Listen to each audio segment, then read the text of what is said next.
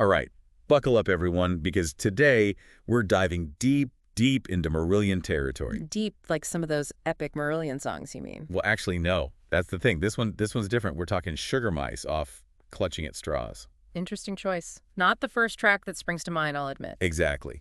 And this iGlue on Vinyl review, they called it deeply moving. And honestly, they're not far off. But it's not a 10-minute prog marathon, so. What gives? Why does this one hit so differently? These Sugar Mice, it's almost like Marillion decided to, I don't know, defy expectations a little. You hear Marillion, you think, what? Big, complex, theatrical, right? Practices, yes, the whole shebang. Right. But this one goes the opposite direction. Intimate, stripped back, almost fragile in a way. It's funny you say that because the reviewer, they actually used the phrase classic ballad. Never thought I'd see those two words next to Marillion. I mean, it's there, right? The song structure, the emotional weight, but it's Marillion, so it's not straightforward. It's got those layers. The reviewer even threw out Sinatra and Tony Bennett as touchstones. Wild, right? And it works. It's all about atmosphere. Think smoky jazz club, that kind of late-night introspection. Then you've got Rothery's guitar solo. Not a million notes, just pure bluesy longing. It's perfect. Speaking of atmosphere, those lyrics hit hard.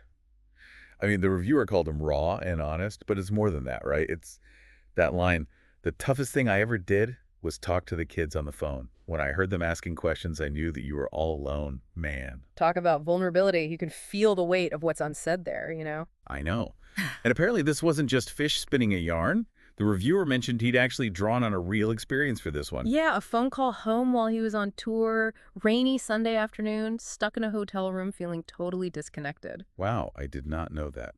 That just adds a whole other level to it. Okay, so what about this kid with the guitar, tuxedo, the whole 9 yards? Any theories? The reviewer seemed a bit stumped by that one. Yeah, that's the thing with Sugar Mice, isn't it? It gives you just enough to latch onto, but the interpretation's all yours. Okay, but indulge me. What do you think it means? I think it's about lost innocence, you know, a crossroads. You've got this jaded narrator looking back, maybe seeing a younger version of himself in that boy. Or maybe it's the dreams we give up on, the paths we don't take, that kind of thing. That's actually really insightful. It's such a vivid image, and it definitely plays into that overall mood, the regret, the missed opportunities. And Fish just keeps hammering it home, that repetition, that Sugar Mice in my head. Oh, yeah, about that.